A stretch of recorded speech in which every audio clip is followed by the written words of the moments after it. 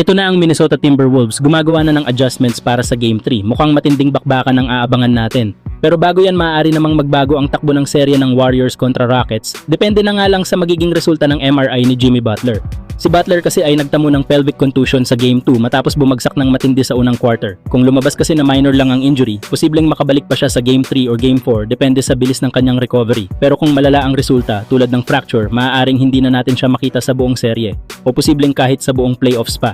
Kung hindi na makabalik si Butler, malaking dagok ito sa Warriors. Siya ang naging spark ng team mula nang dumating mula sa Miami. Averaging 25 points sa Game 1, siya ang leader sa opensa at emosyon ng koponan.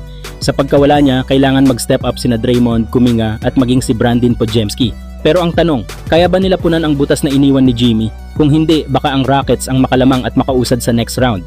At kung yon ang mangyari, masasabi nating nasayang ang big-time trade ng Warriors para kay Butler. Kaya mga idol, abang-abang tayo sa update. Dahil ang susunod na MRI result, posibleng magdesisyon ng buong season para sa Golden State Warriors. Samantala, ang Minnesota Timberwolves may pagbabago na agad sa game plan para sa Game 3. Alam naman natin na nahirapan ang kanilang koponan sa defensive scheme ng Los Angeles Lakers noong Game 2, kung saan natalo sila at nalimitahan sa 85 points, pinakamababa nila sa season. Kaya ito ang apat na adjustments na maaaring gawin ng Timberwolves sa Game 3. Una, pag-a-adjust sa opensa ni Anthony Edwards. Nahinto siya ng Lakers gamit ang kombinasyon ng zone coverage, double teams at switching.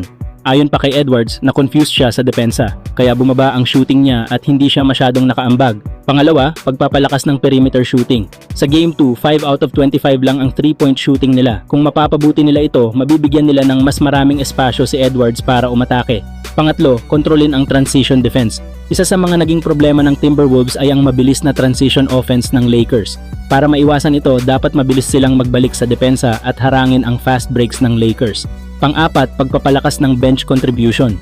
Ang mga bench players ng Timberwolves tulad ni Jaden McDaniels at Naz Reid ay kailangang magbigay ng mas malaking kontribusyon upang mapanatili ang intensity ng laro. Kaya mga idol, tingnan natin kung makakabawi ang Timberwolves sa Game 3. Lalo at lamado pa naman ang kanilang koponan ayon sa mga eksperto na may 61% chance ng pagkapanalo sa next game. Pero kayong mga idol, anong masasabi nyo? Babawi kaya ang Minnesota Timberwolves lalo na't sa kanilang home court gaganapin ang Game 3?